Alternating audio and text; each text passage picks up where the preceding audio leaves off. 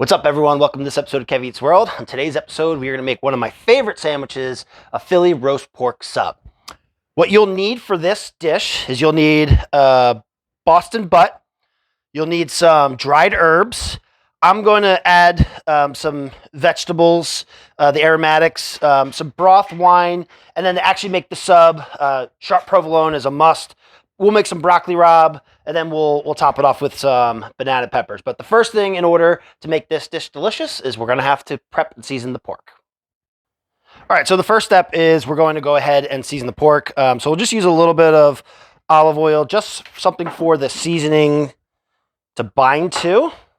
And then we'll go ahead and we're going to salt this generously, just because, you know, this is the only side salt's going to be on.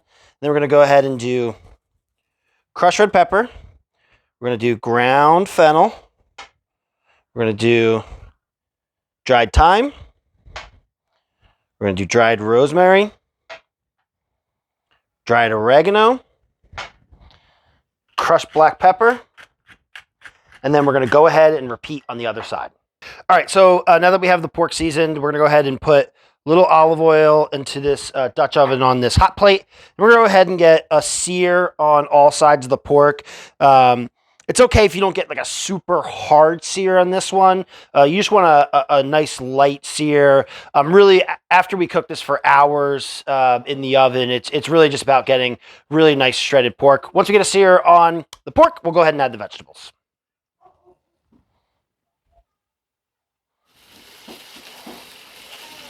All right, so now that we have the pork seared on all sides, we really don't want to burn the spices and the dried herbs. We just want to get a nice aroma, and it smells absolutely fantastic. So we're going to go ahead and take this out. This next step is not necessary. You could just deglaze this, put the pork back in, put some broth in, and let it go. But I just want a little bit of extra flavor in that broth. And so we're going to go ahead and throw these vegetables in to get just a little bit of caramelization. We'll throw a little bit of salt in there, a little bit of cracked pepper. We'll let these go for a minute or two. We'll come back, deglaze, put the pork back in, and throw it in the oven. All right, as you can see, the vegetables have a really nice color on it. We're going to go ahead and deglaze with a little bit of white wine. You can use red wine, white wine, really whatever you want from an alcohol-wise. You can even use beer if you want. I just think I'm looking for a little nice, light freshness from white wine. And we're just going to go ahead and scrape up all the bottom bits here. We're going to go ahead and add the pork back into the Dutch oven. And then we're going to add some homemade chicken broth.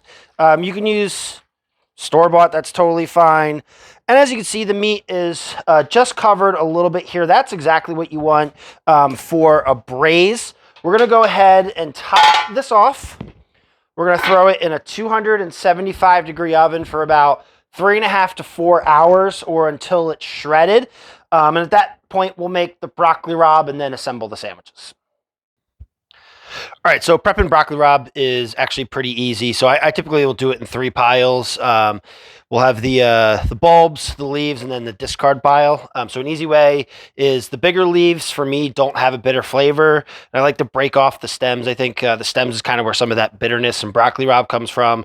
So super easy, just breaking off leaves here. And then I'm going to rip the stems off here.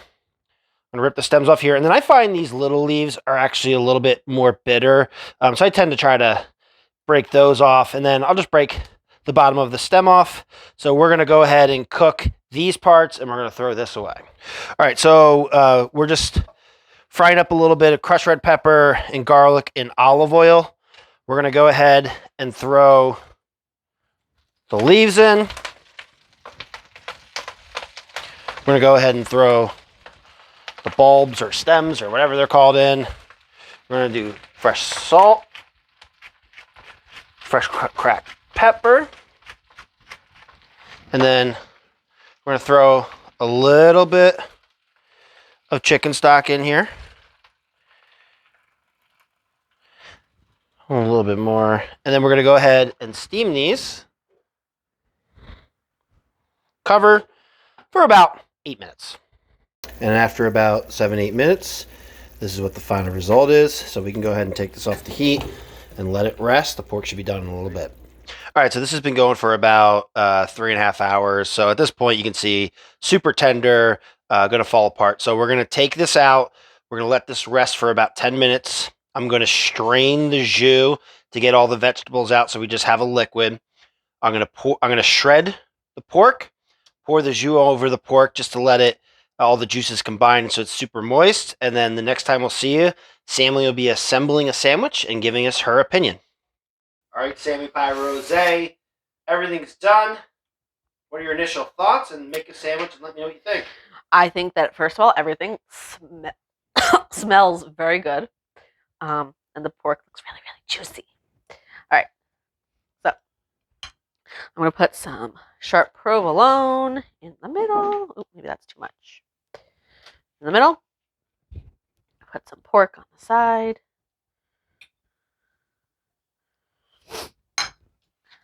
Some broth. All right, and then I'm going to add some of these cherry peppers that Kevy got from Whole Foods right into the middle.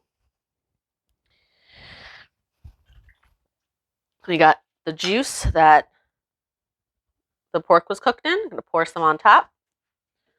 All right, let's try this, baby. Oh, look at that. All right, ready?